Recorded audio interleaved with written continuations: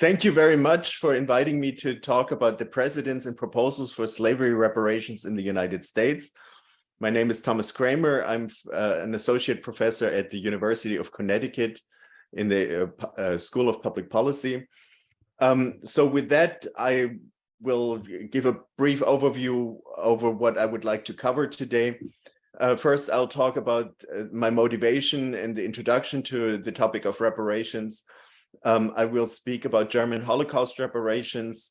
Then I'll talk about precedents for slavery reparations. They actually do exist, but all of them are in the wrong direction. So this as a warning ahead of time. It's pretty disappointing. Then I'll talk about US slavery reparations proposals from the beginning of the United States till today. And then I'll present various estimates of slavery reparations in the US and present my own method of how I went about it. And then I'll draw my conclusions.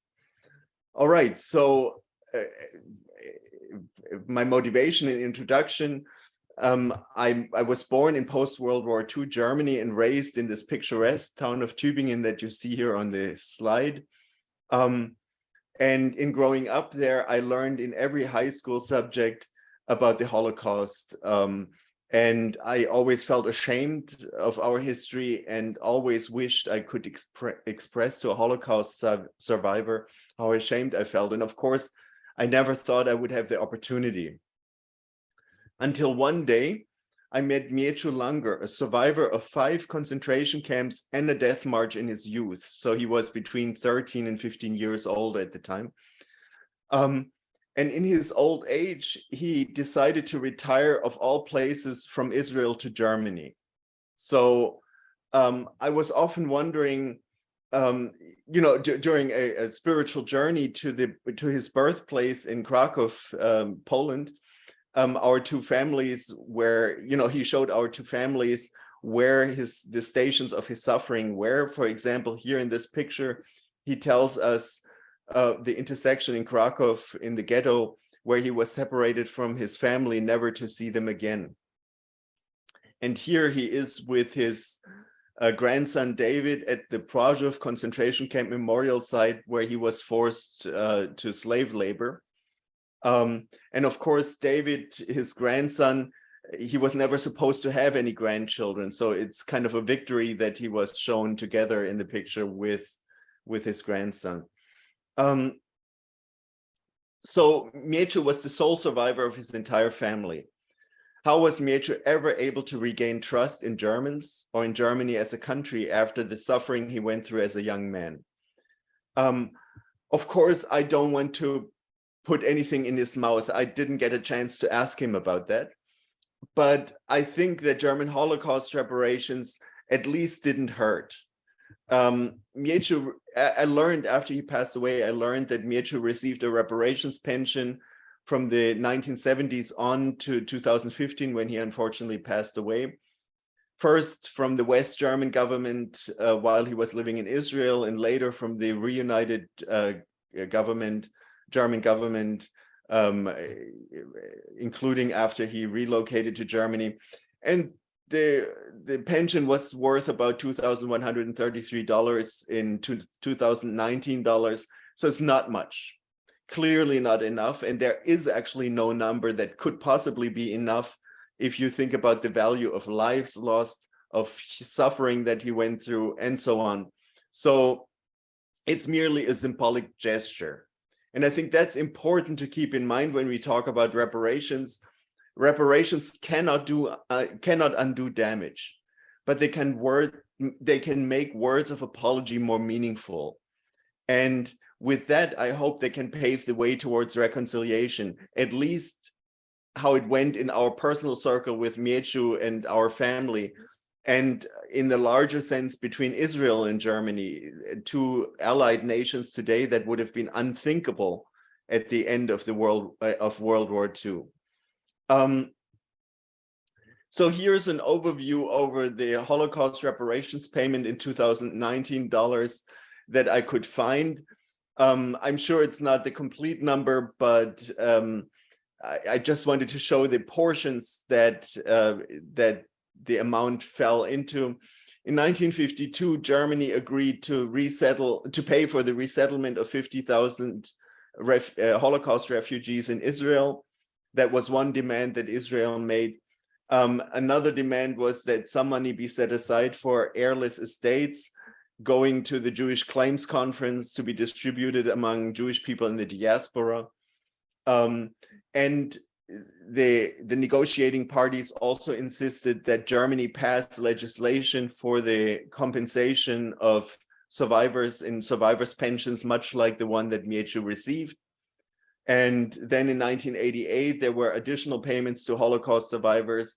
And in 1999, finally, a settlement for slave laborers that had thus far been excluded.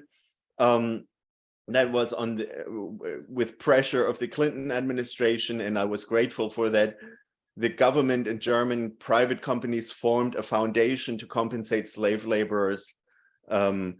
Late, but they did it. So the total that I could find was in 2007 was $89 billion in 2019 dollars. So that's not a lot of money given the incredible amount of suffering. But it was a gesture that led to the reconciliation of Israel and Germany, at least on some level. So that's why I think it's important that the precedent of reparations for human rights abuses be taken seriously, as it was said by German Holocaust reparations.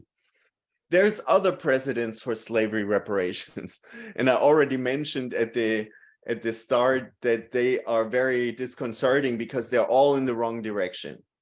And the most egregious case of them is the case of the so-called Haitian independence debt. On the picture, you see the two leaders of the Haitian Revolution, Toussaint Louverture and Jean-Jacques Dessalines.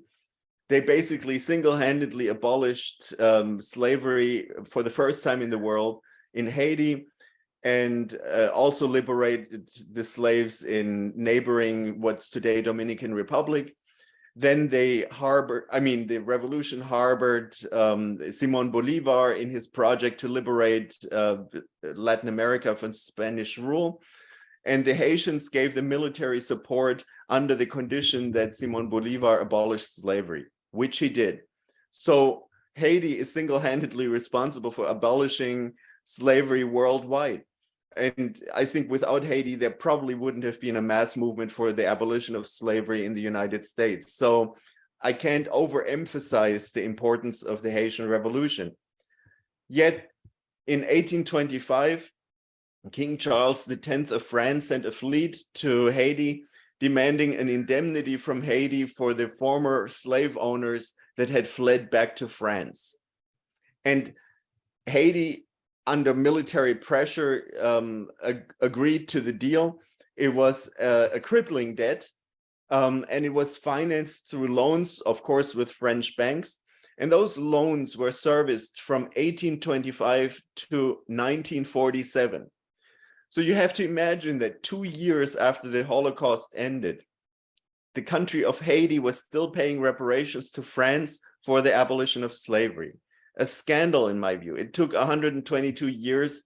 Today, often the argument is raised against reparations. It's too long ago, and none of the original people is still alive. Well, when slave owners received reparations, those long periods of time didn't seem to matter. And another example in that same line is reparations for British slave owners. In 1833, the British government abolished slavery, took up loans, and paid reparations to the slave owners, not the enslaved. And it serviced those loans for 182 years, from 1833 all the way to 2015. They literally just got done paying reparations a few years ago. So the United States as well, the federal government paid reparations to slave owners when it abolished slavery in the District of Columbia in 1862. They abolished slavery in DC, providing $300 in reparations per enslaved to the slave owners. Reparations for 3,100 formerly enslaved were paid out at the height of the Civil War, when every single penny counted for the preservation of the Union. The total in 1862 dollars was about $930,000, which would be in 2019 dollars 24 million. Again, that's not a huge amount, but it is at the height of the Civil War. So today we often think we can't pay reparations because we have other more pressing needs. There was no more pressing need than the protection of the Union, and yet reparations were paid. Many other countries paid reparations to slave owners, and I'll show you examples of that. Denmark, the Netherlands, Sweden, Argentina, Colombia, Paraguay, Venezuela, Peru, Brazil, and many others. It was never controversial as long as the beneficiaries were slave owners and their white heirs, rather than the formerly enslaved and their black heirs. Here's examples. This is France paid reparations, Haiti paid reparations to France, and then France paid reparations to the former slave owners of Guadeloupe, Martinique, and French Guiana. These are all the countries formerly ruled by the Spanish Empire that were freed with Simón Bolívar's efforts, and they all passed some form of free wombs law, which basically required freed slaves to remain in slavery, to work off the debt for their liberation. Sorry. Just as one example, Colombia in 1852, there was a free wombs law that forced liberated slaves to work until they were 18. And plus the government paid compensation to the slave owners in the form of government bonds. Here is the list of British former colonies that all receive compensation for slavery, the slave owners. So it was very, very common that slave owners received reparations. And here is examples of the Swedish colony of St. Bartholomew, the US Virgin Islands, Washington, DC, again, Dutch colonies, and Brazil.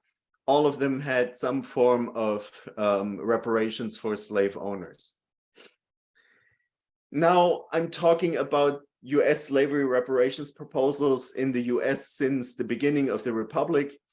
The first example that I came across was actually George Washington himself, here pictured with his enslaved Billy Lee.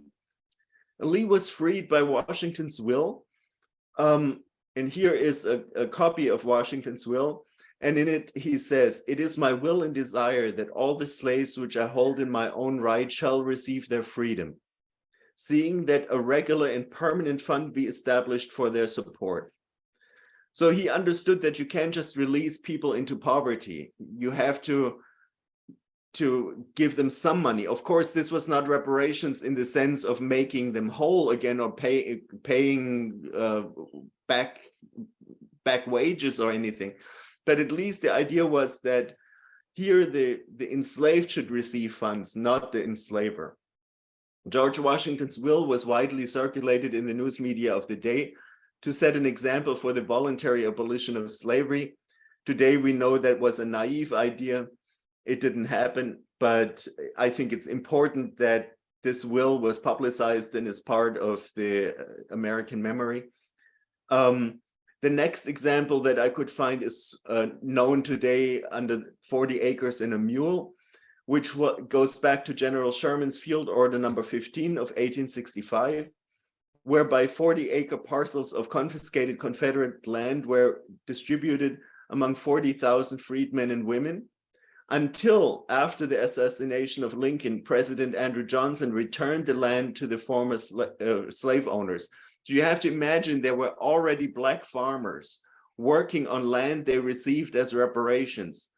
That land they worked on was taken away from them and given to the former slave owners. I can't think of a worse scandal. Representative Thaddeus Stevens tried to make 40 acres and a mule a federal policy, but the bill failed in Congress in 1866-67. But the proposals inspired land-based reparations demands that echoed through the centuries. For example, Sojourner Truth in the 1870s demanded land for reparations. Queen Mother Moore demanded reparations, land for reparations in the 20th century.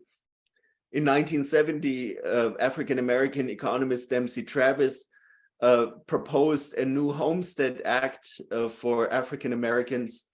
And most recently, William Darity and Kirsten Mullen, in their book From Here to Equality, Reparations for Black Americans in the 21st Century, revived the idea of land-based reparations.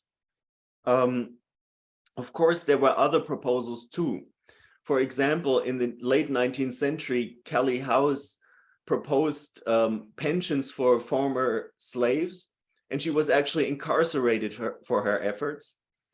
Marcus Garvey proposed reparations from European countries to African countries for colonialism. So that's a completely different tack on reparations, but one that we should take very seriously today again. Then James Forman in 1969 demanded cash reparations from white Christian and Jewish congregations for their role in slavery, and he was able to raise some voluntary contributions. And finally, in 1974, African-American economist Robert S. Brown demanded, quote, a transfer of a sizable chunk of America's wealth to the Black community. And I guess the question that I want to address later in this presentation is, how big is this chunk? What numbers can we put on that?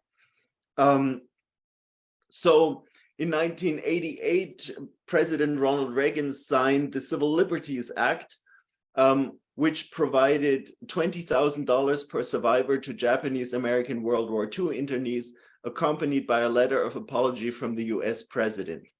I would say this is probably the most successful reparations program that I've come across, because it has those two components, the payment and an apology letter. Both is very important.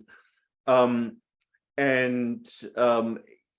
inspired John Conyers to propose House Bill H.R. 40, which he introduced in every house since 1989.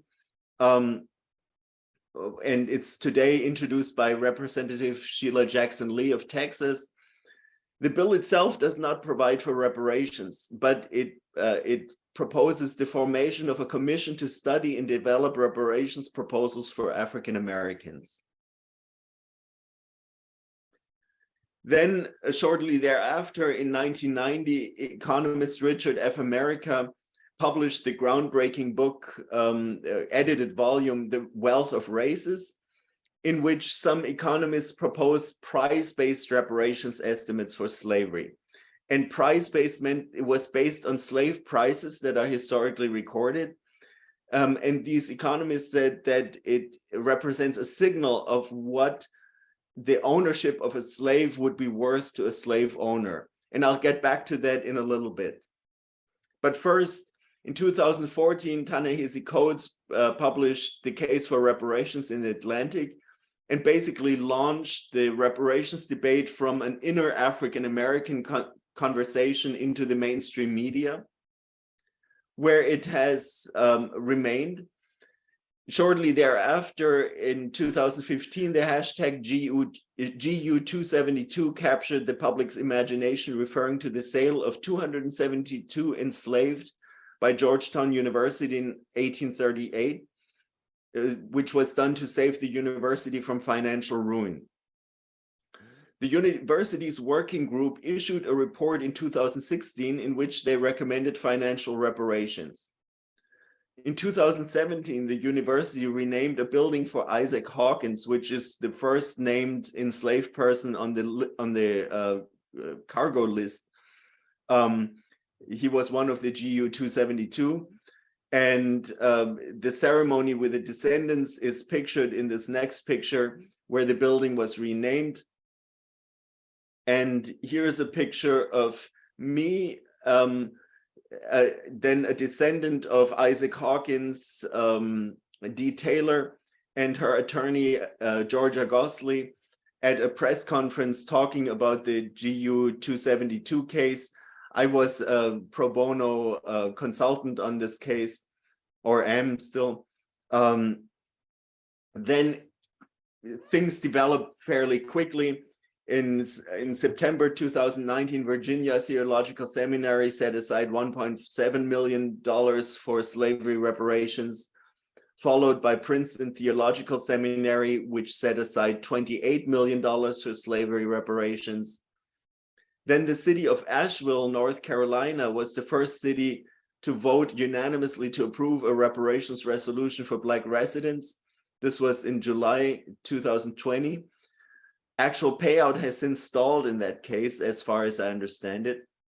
But then California came next in October 2020, where Governor Gavin Newsom signed Assembly Bill 3121, introduced by Assemblywoman Shirley Weber, a Democrat from San Diego, establishing a task force to study and make recommendations on reparations for slavery. So this is the exact same thing as HR 40, except now on the state level just for California.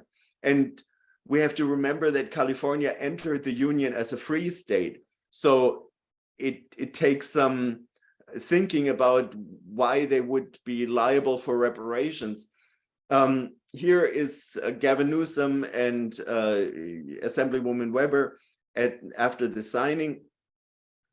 And since then, hearings have begun, and here I gave testimony at the California Reparations Task Force hearing in October 2021, and they also hired me as one of 5 experts to help them figure out what California owes to its Black residents. Next, in March 2021, the city of Evanston, Illinois, became the second city in the US to vote for reparations to its Black residents. And in this case, reparations will be financed through a sales tax on recreational marijuana. And as a first step, $400,000 will be paid out, or have started to be paid out, to 16 eligible Black households, each qualifying for $25,000 to make up for housing discrimination. Now, whether you want to call this program reparations or not, and there's many flaws with it, but still it is symbolically very important that actual payout has started. Shortly thereafter, Fed President Bostic came out in support of reparations.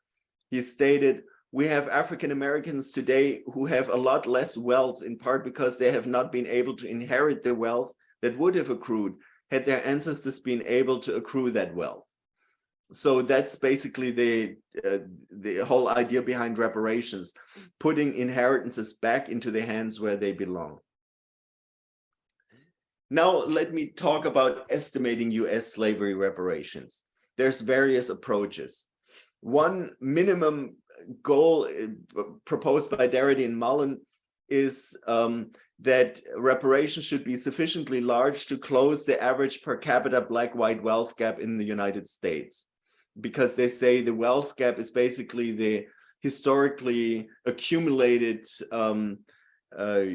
result of discrimination and slavery. So that is a minimum goal. Here is the average household wealth gap in 2019, which amounted to $840,900. And I divide this number by the average Black and white household size in 2019 to arrive at the average per capita wealth gap in 2019, which amounted to $358,293. So if every African American in the United States, every African American descendant of enslaved people in the United States would receive that amount, the wealth gap would vanish. So at a minimum, closing the average per capita Black-white wealth gap would be $358,293 in 2019 dollars. Of course, by now that would have increased that amount. In my view, this is only a minimum, as there were many other historical injustices committed, each with intergenerational wealth implications for the Black descendants of the enslaved in the United States. And next, I'm showing a depiction of the historical injustices based on a formula developed by Swinton in Richard F. America's edited volume, The Wealth of Races. I'm I'm distinguishing three periods: colonial slavery, US slavery, and post-slavery discrimination. Each of these injustices has lost income as a result. The two periods of slavery have lost freedom that needs to be addressed as well. And then all three periods have lost opportunities to form capital, and then pain and suffering associated with them. In what I'm now considering, I only look at lost income. So I only take one individual element and estimate that. And there are several approaches, three approaches that I've already mentioned. There is the land-based approach, which would make up for the current value of 40 acres and a mule. Then there is the price-based approach that looks at the price of slaves at the time, which is the expected return from owning a slave, which would have been the equivalent of what the slave was worth while they were working 12 hours a day in the field. The wage-based estimate tries to look at not what the slave owners gained, but what the slaves lost, which is different because they lost control over all 24 hours of the day. So that approach takes the 24 hours of the day and multiplies them with the hourly wages of the day. So in terms of estimates, all presented in 2019 dollars, the land-based estimate arrives at a total estimate of $3.157 trillion, the price-based estimate $13.6 trillion, and the wage-based $19.1 trillion. So all huge amounts, all in the trillions. But I will focus in this example on the wage-based approach, just to show you the ingredients and show you the Excel spreadsheet to make this more transparent. So the wage-based estimation relies on two pieces of information. First, the estimates of the number of enslaved from 1776 to 1860, and we can use census information for that purpose. And then historical unskilled wages from 1776 to 1860, and we also have historical records for that. What my approach is ignoring is centuries of colonial slavery, and then the years from 1861 to 1865, the Civil War years, because it's very difficult to estimate the number of enslaved that were remaining during that period. So in the interest of making this estimate as conservative as possible, I'm leaving those off. And here is the census information about the slave population from 1790 to 1860 every 10 years. And I estimate the number of enslaved in the intervening years by linear interpolation, and I use linear extrapolation for the years before 1790. More sophisticated methods can be used, but they arrive at similar estimates. I've tried that, and some other scholars have tried that. Here is a list of the production workers' hourly compensation in nominal dollars from 1790 on to 1860. And if you look at the amounts, it's pretty remarkable. In 1790, a production worker earned 2 cents per hour.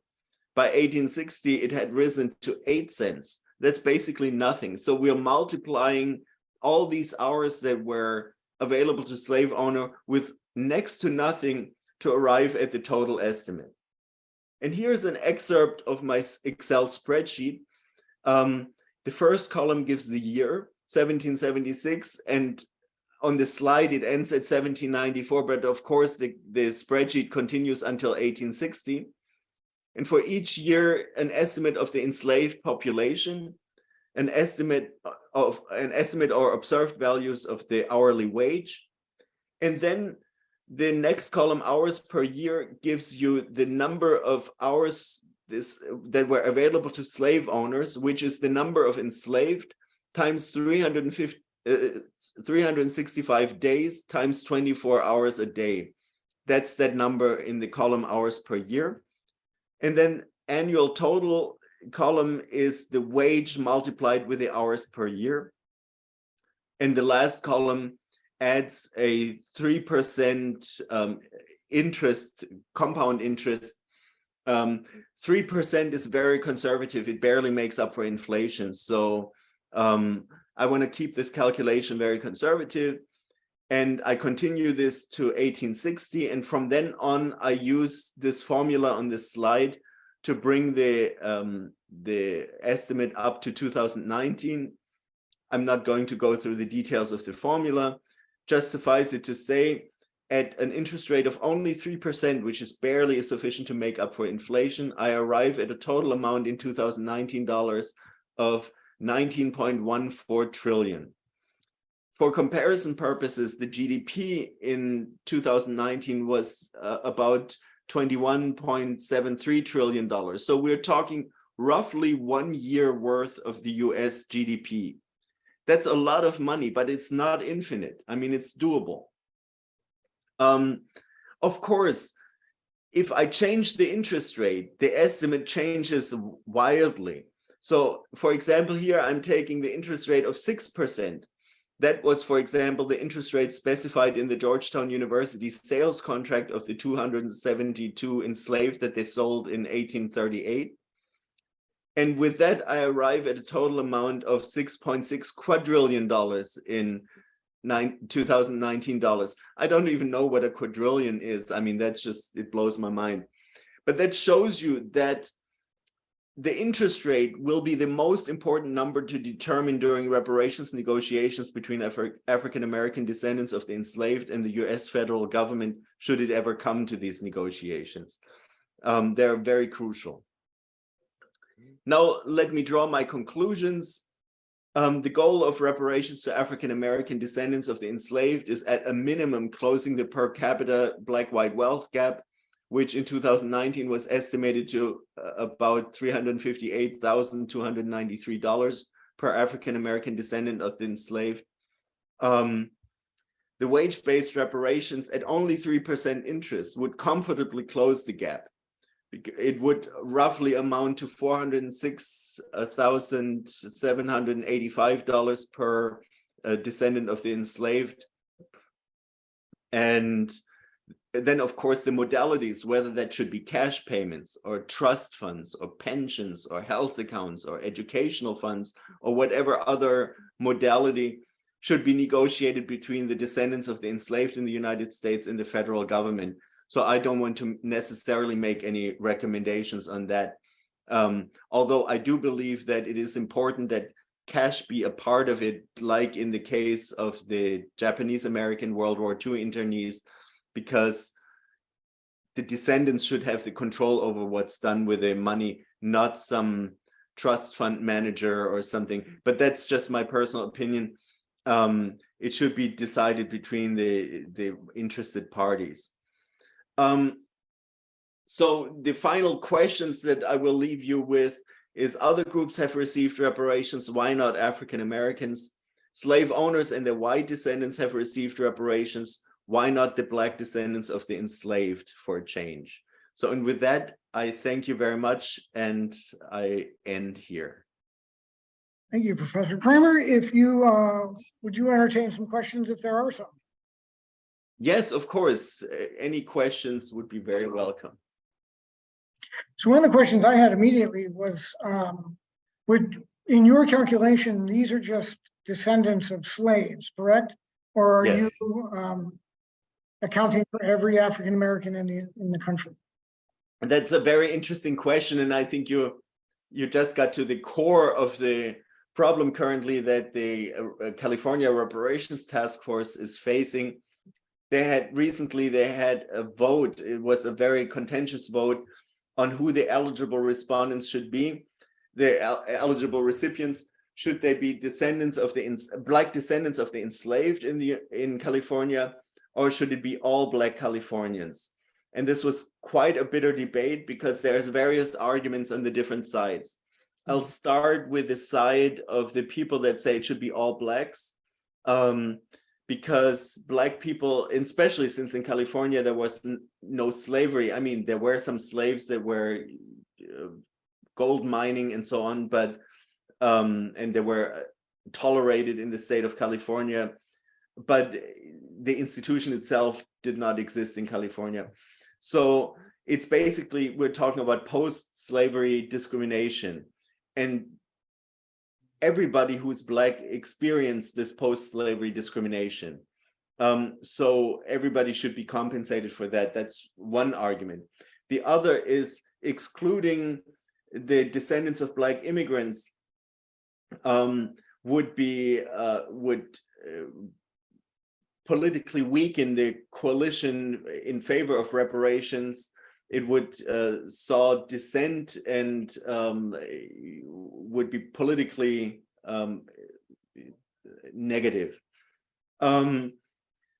And then there is an argument that the United States should pay reparations to everybody who experienced slavery, because the United States were leading among the economies that made slavery worldwide an institution. So whether Haitians live in the United States or descendants of British slaves in Jamaica or in other British colonies, they all deserve slavery reparations. Now, the other side says, and this is largely the side of Professor William Darity of Duke University and Kirsten Mullen, and I have to say that I'm with them on the expert team that California hired. For full disclosure, they say basically Britain and France should pick up the tab for enslaved people that are descended from people enslaved by those countries. The United States shouldn't necessarily have to pay that bill. And it is important that the descendants of the formerly enslaved in the United States get reparations first. The others may file their claims based on that precedent, but it's important that the descendants of the enslaved receive those reparations first, because they have been the longest neglected. If you think about affirmative action or other programs, the ones that benefited were people who already had the qualifications for jobs or for entry into universities. So it benefited middle class and wealthier people within the community. It didn't benefit the mass of the poor in the community. And those are largely disproportionately descendants of the enslaved. And another argument that the Darity faction is, I shouldn't call it that, but the Darity side says is immigrants have a choice in the selection of their country. They know the racial hierarchy in the United States. They voluntarily come because they want to benefit from the economic startup capital that slavery provided in the United States. And that's definitely also one of the reasons why I, as a German immigrant, am here. The United States gave me economic opportunities I wouldn't have had at home. And in the last consequence, those go back to the startup capital that slavery provided. So I'm on the hook as well.